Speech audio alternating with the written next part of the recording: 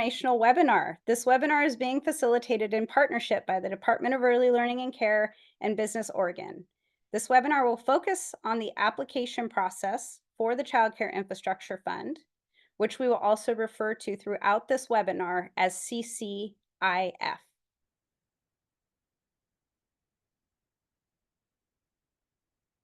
First, though, we wanted to share a little bit of background information on how the Child Care Infrastructure Fund was established.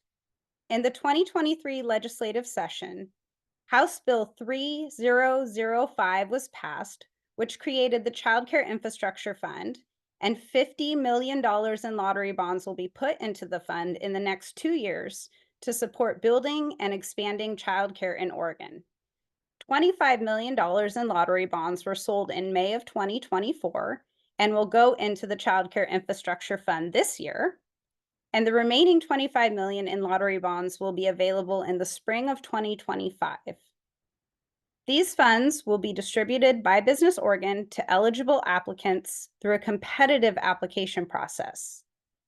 Senate Bill 5506 was also passed in the 2023 legislative session, which requires the Department of Early Learning and Care to support the business technical assistance for childcare providers and programs to access the Child Care Infrastructure Fund. We will share more about the technical assistance supports for CCIF applicants later in this webinar, but first, I'm going to have Nathan Weingartner from Business Oregon talk about the CCIF application timeline and eligibility requirements. Okay, thank you, Danae. Hi, everyone. I'm Nathan Weingartner with Business Oregon, and I'll be sharing some information with you about the Child Care Infrastructure Fund. Funding for this grant is ongoing. We expect to have multiple funding rounds each year for the foreseeable future.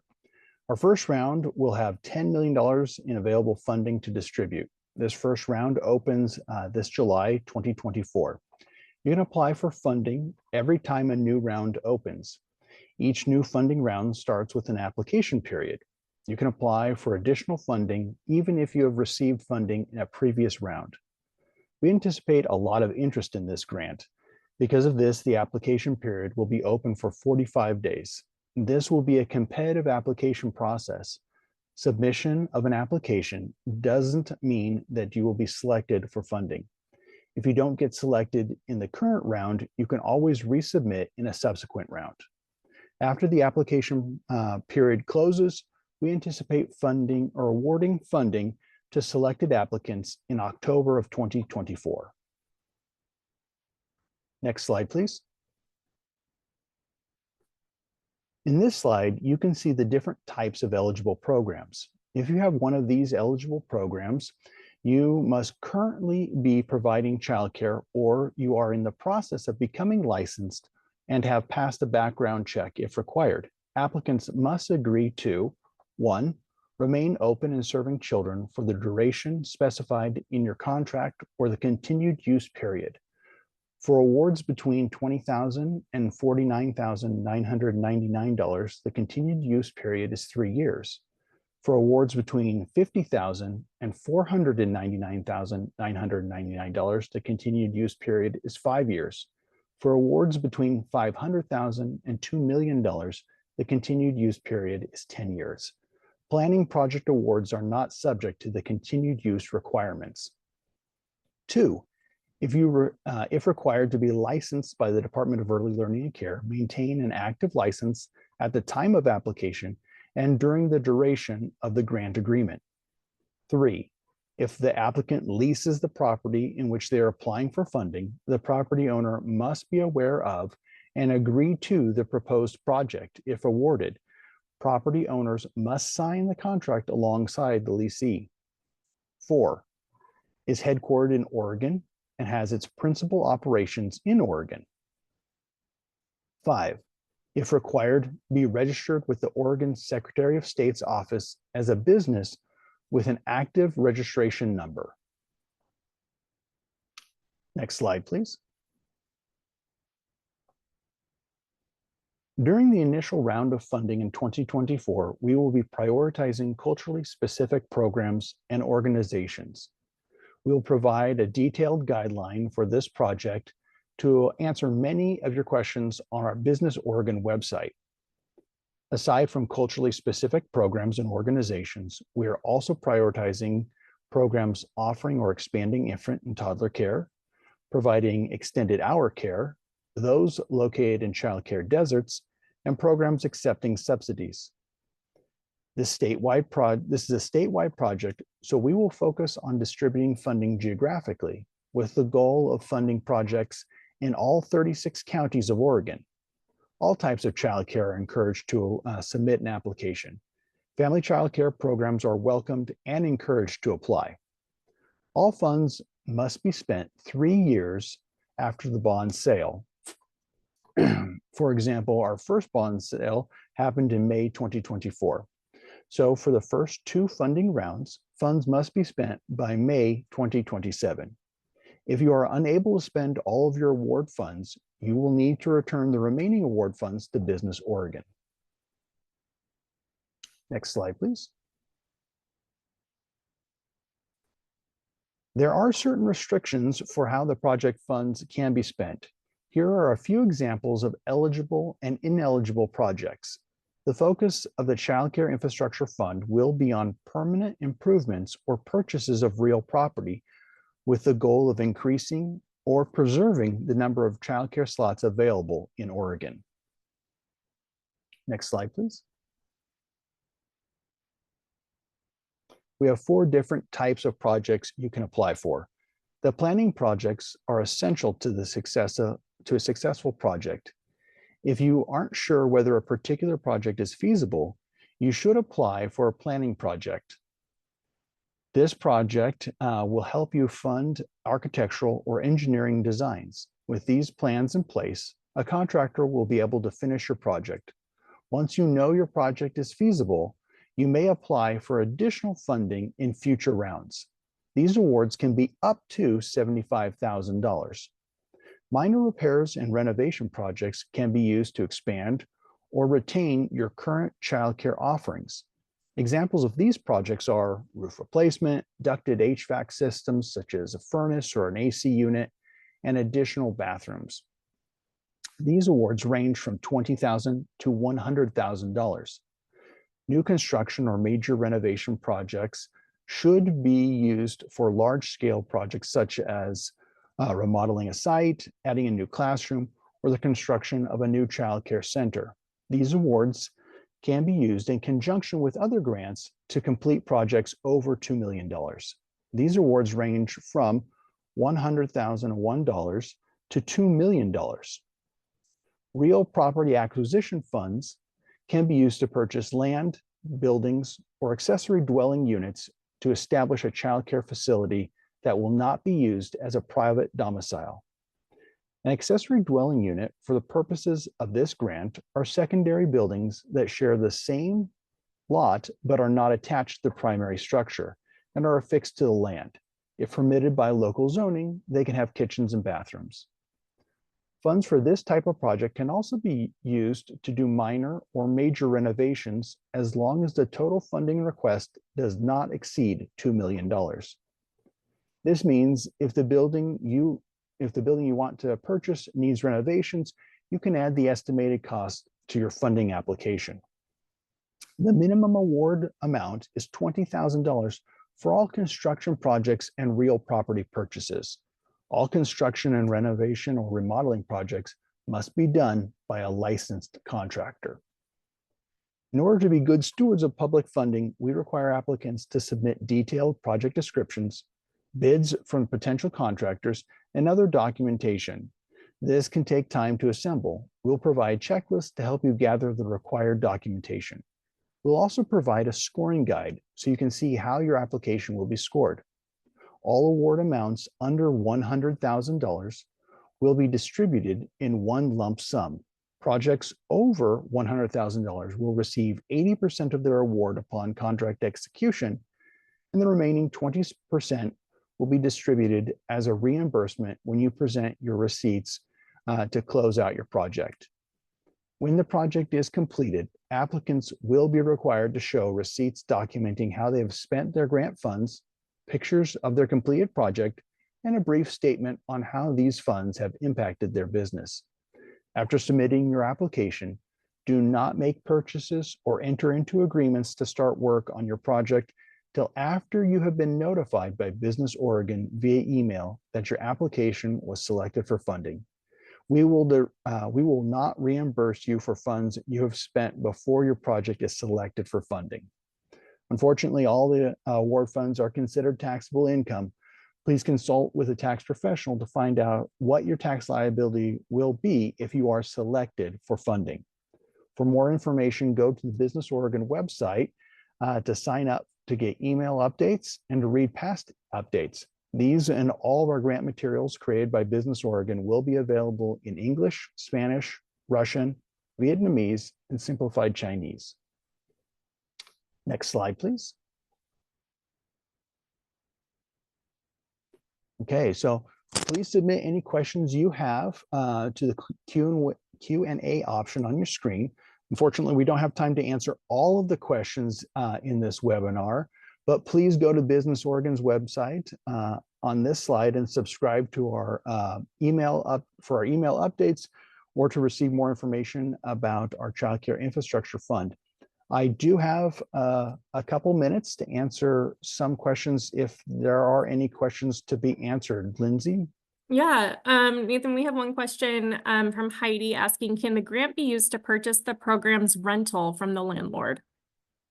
If it's not going to be used for a personal residency, our program funds can be used to purchase that type of property.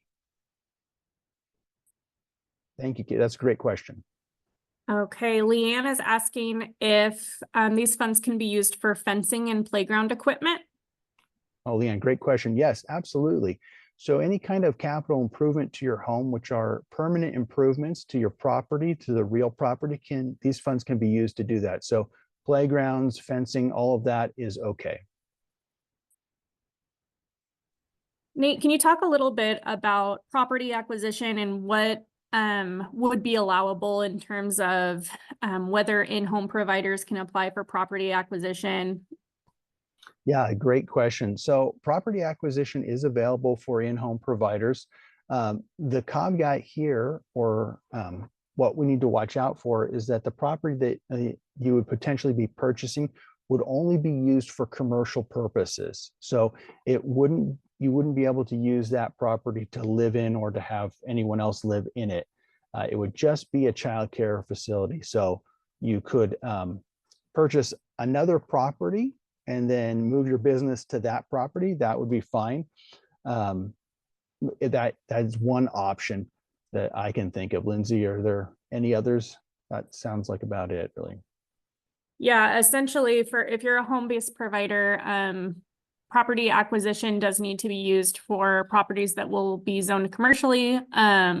So the way we've been describing it is we cannot support property acquisition for projects that will result in the purchase becoming a private domicile.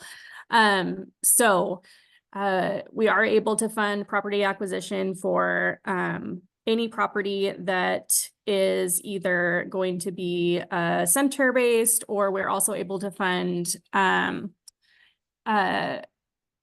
accessory dwelling units, or ADUs, that are permanently on your property. So that is another opportunity. But certainly in-home providers are eligible for other project types, including renovations and repairs that they might need.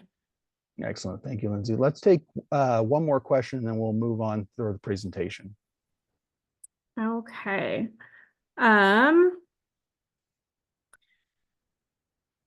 Are elementary schools eligible? Oh, that's a good question. Yes, elementary schools, school districts are available, are eligible to apply. And basically here, if you're providing legal care in Oregon, whether you're required to be licensed or not, because not all care in Oregon is required to be licensed, you can apply for this grant. If you are required to be licensed, you do need to get a license or be in the process of getting a license and have a background check in order to apply. But yes, elementary schools can apply as long as they'll be providing care to children. Excellent. Well, thank you, Lindsay, and thank you everyone for your questions. I see that we have over 100 of them, so we'll be eager to sort through them and add them to our FAQ. Danae, I'll go ahead and turn the time over to you. Thank you, Nathan, and thank you, Lindsay, so much for answering some questions. I would like to encourage everyone to continue to put questions in the Q&A box. The webinar is not over yet. I am excited to talk about some of the technical assistance supports that would be provided for potential applicants and recipients of the Child Care Infrastructure Fund. But please continue to enter additional questions in the Q&A box throughout the rest of this webinar so that they can be addressed in Business Oregon's frequently asked questions and future email updates. And if you can't find the answers or supports you are seeking in the FAQ or email updates, please use the technical assistance supports that we will discuss in this next part of the webinar. There are many technical assistance supports that can be provided for those who want to apply to CCIF, and these technical assistance supports are also available to those who are awarded funding for CCIF. These technical assistance supports that are available for child care providers and programs who want to access the child care infrastructure funding include, but are not limited to, assistance with completing the Child Care Infrastructure Fund application, translation or interpretation support, business-specific supports such as writing a business plan, creating a budget, business training, and other business resources, one-on-one consultations for those that need a little bit more individualized support, and CCIF spending and implementation planning, and also record keeping.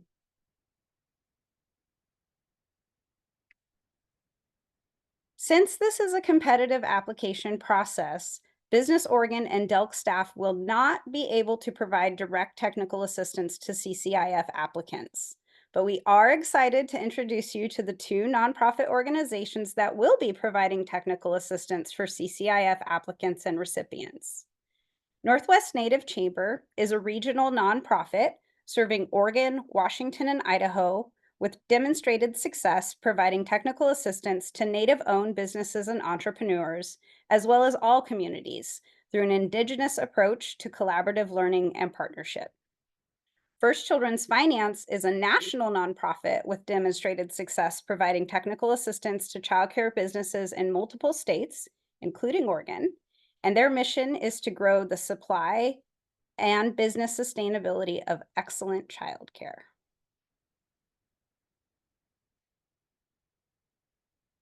If you are interested in applying for the Child Care Infrastructure Fund, you can choose to work with one or both technical assistance providers to support you in the CCIF application process, business planning, training, one-on-one consultation, and other resources you may need to support you in building and expanding your child care program.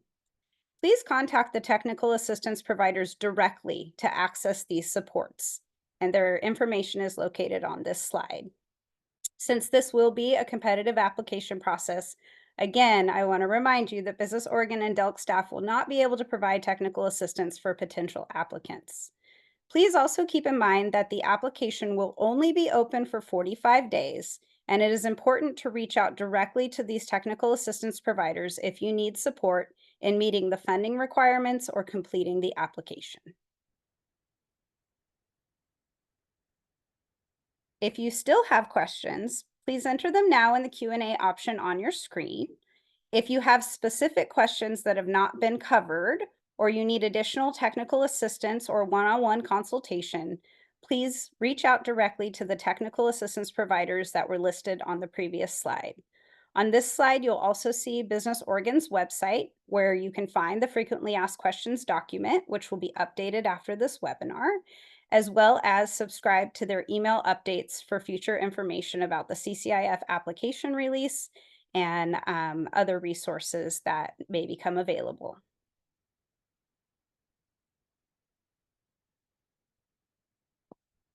And we would like to thank you for joining us to learn about the Child Care Infrastructure Fund. You will be able to access the recorded webinar videos and translated PowerPoint slides in the 7 languages that were available tonight. Again, that was Russian, Spanish, Chinese, Vietnamese, Arabic, Somali, and English. and these will be available on the Department of Early Learning and Care's website in the near future. But don't forget to subscribe to Business Oregon's email list for future CCIF updates. We want to thank you for joining us. And we do actually have a few minutes before 7. So Lindsay, if there are any other questions that have popped up that you would like to add, feel free to do so now. Sure. Nathan, and if we could go back to the slide with continued use requirements, we had a lot of folks that were asking to see that breakdown again, if that's possible. But Nathan, I'm wondering if you can explain again a little more information about what the planning projects are. Exactly. Oh, that's a great question, Lindsay. Thank you everyone for those questions. So planning projects are projects where maybe you have an idea, like I really want to expand and build a center, but you really you don't have plans and you don't know if it's even feasible for you to do that. So that's what the planning project dollars would be used for. You could then go to an architect or an engineering firm and work with them to develop kind of your dream center, or maybe even a smaller center if you were selected for it. And then you could take those plans, and if it's something that it's feasible for you to do here in the near future, apply for child care infrastructure funds in a subsequent round. So really it boils down to, if your project isn't ready to go now and you need some more planning, you need some more support around this, then you can use and apply for those funds to use for the planning. Thanks, Nathan. And I also want to clarify, because there's some confusion coming in around home-based providers and what they're eligible to apply for. So just to reiterate, we're not able to fund property acquisition projects, so purchasing a property if it's going to be used as a home. But folks that are living in their homes that are their programs are eligible for the other project types. So you are eligible to apply for any renovations or repairs. If you are a home-based provider, that is absolutely eligible. So I just wanted to reiterate that, because there was some confusion around whether folks can live in their homes and be eligible for the grant. Yeah, good clarification. Thank you.